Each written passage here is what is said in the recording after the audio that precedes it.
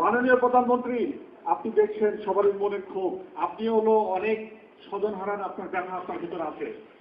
আমি একমাত্র সাক্ষী মাননীয় প্রধানমন্ত্রী, যখন আপনার সাথে মহাপরিচালক কথা বলে হাইকোর্ট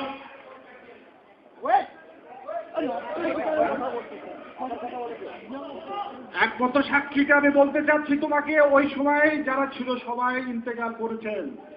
মাননীয় প্রধানমন্ত্রী আপনার সাথে যখন কথা হচ্ছিল মহাপরিচালকের, তখন উনি আপনাকে বলেছিল ম্যাডাম সম্ভবত 44 রাইফেল ব্যাটালিয়নে একদল বিদ্রোহ করেছে রিবেল গ্রুপ, সম্ভবত আপনার সরকারকে ইমেজ নষ্ট করার জন্য এই ধরনের কাজ করেছে। আমি মাননীয় প্রধানমন্ত্রী আমি ওখানে দাঁড়িয়ে তখন শুনলাম, এবং আমাকে সবারই আমরা যারা উপস্থিত ছিলাম মহাপরিচালক বললেন যে কিছুক্ষণের মধ্যেই সেনাবাহিনী চলে আসবে, আমরা অপেক্ষা করছি সেনাবাহিনীর জন্য।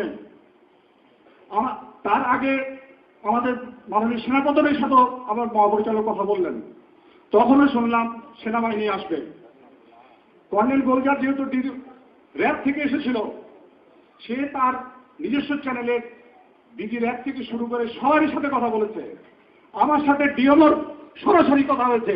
ডিএমও আমাকে বলছে জানান 46 ব্রিগেড থেকে 2টা ব্যাটালিয়ন মুভ করছে, যা সে অপেক্ষা করো। যদি তখন আপনি সেনাবাহিনী পাঠাতেন, র্যাব পাঠাতেন, আবার আপনার বন্ধুরা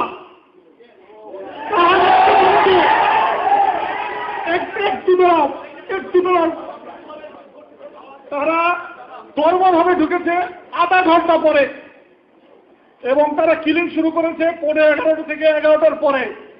তার আগে কাউকে মানে নাই। কিন্তু যদি র্যাব সেনাবাহিনী এই এখান থেকে এইটুকু যদি 1 ঘন্টার মধ্যে ঢুকতে না পারে, সেই সেনাবাহিনী আমাদের দরকার নাই, দরকার নেই আমাদের।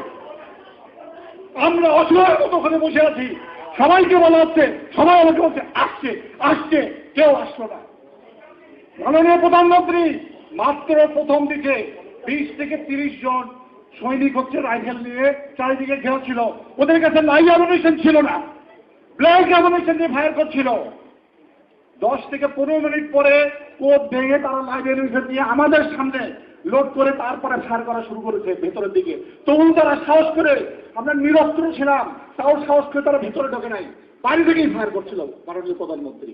কিন্তু আমি জানি না কেন আপনার মধ্যে কে বুদ্ধি দিল আপনার সংসদের এটা রাজনীতিক ভাবে সলিউশন করতে হবে, কেন বিদ্রোহের ঘোষণা বিদ্রোহই করতে হবে, কিন্তু এটা করলেন না।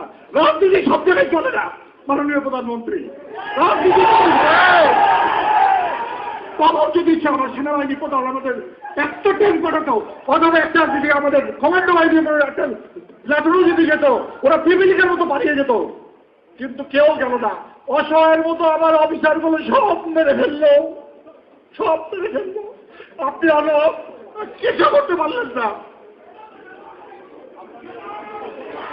কিছু করতে পারলেন না।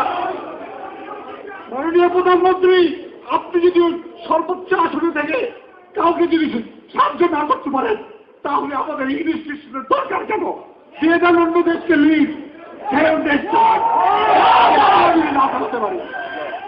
মাননীয় প্রধানমন্ত্রী, আপনি যদি আমাদের ইউনিফর্ম দিয়েছেন, শপথ দিয়েছি আমরা, জলের চলে আকাশে যখনই আদেশ করা হয়েছে আমি গেছি। আমরা ইচ্ছা করে বিডিআরে যাই নাই, আমাদের ডেপুটেশনে পাঠানো হয়েছে প্রশাসনের নির্দেশে আমরা গিয়েছি। তাদের একটি আক্রোশ ছিল, সেনাবাহিনী, তোরা সেনাবাহিনীর অফিসার তোদেরকে সবাইকে মারবো। এই সেনাবাহিনীর অফিসার বিদ্বেষ কারা ঢুকেছে? আপনার রাজনীতিবিদরা। তারা সংসদে বলে আইএমএফ কে দেখে কি হচ্ছে, আইএমএফ ইয়াজউদ্দিন, মঈনুদ্দিন, ফখরুদ্দিন, আরে ওই সময় 3 জন যদি না থাকতো তাহলে এই দেশের কি হতো? আপনার সংসদের সংসদ সদস্যরা এই কথা সংসদে বলে।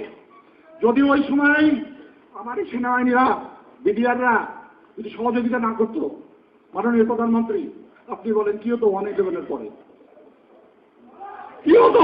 আপনি মাননীয় প্রধানমন্ত্রী, আপনার সংসদ সদস্যরা আমরা টিভিতে দেখছি যত বিদ্বেষ সেনাবাহিনীর অফিসারের উপরে। আমরা কি দোষ করেছি? আপনি কি সুযোগ সুবিধা দিয়েছেন আমাদের সেনাবাহিনীকে? একটা একটা করে বলেন আমাদের সামনে যে আমরা তোমাদেরকে এই দিয়েছি, তোমাদের এত সুযোগ সুবিধা।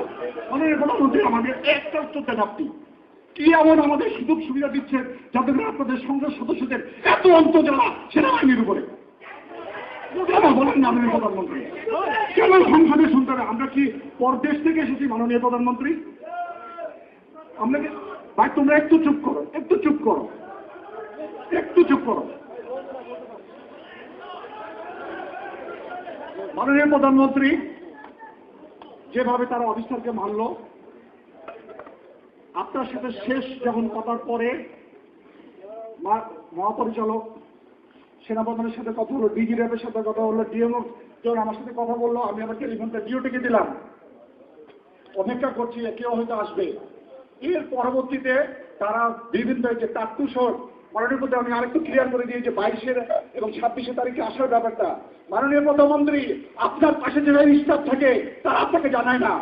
আপনি খোঁজ দিয়ে রাখেন, 22 তারিখে ইনফর্ম করা হয়েছে যে আপনি 26 তারিখের ডিনারে আসবেন না, আপনার স্টাফরা।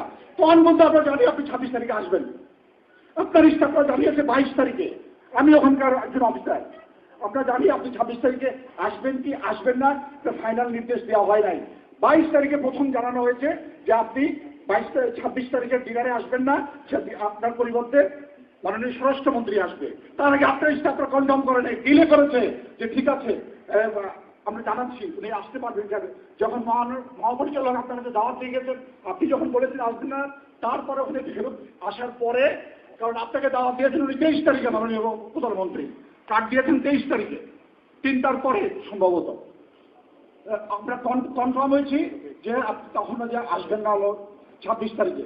এবং আমি আপনাকে বলছি মাননীয় প্রধানমন্ত্রী, আমি 2 বছরের বেশি পিলখানায় চাকরি করছি, যারা রিবেল করেছে এরা কিছু সংখ্যক সৈনিক ঢাকা সেক্টরের পরে মিলেছে।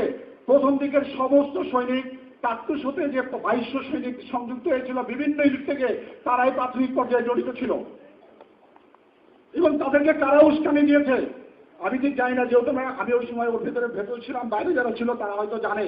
কিন্তু আমি বলছি মাননীয় প্রধানমন্ত্রী, আমি ওখান থেকে শুনেছি নিউ মার্কেটের গেটে রীতিমতো সিভিল জনতা মিছিল করেছে, আমরা ওখান থেকে শুনতে পারতেছি, বলতেছে জনগণ আমাদের সাথে হাত মিলিয়েছে, মাইকে ঘোষণা করতেছে আপনারা চিন্তা করেন না, জনগণ আছে আমাদের সাথে, আপনারা আপনাদের মনোবল করেন। এইভাবে মাইকের ভেতরে বারবার ঘোষণা করা হচ্ছিল।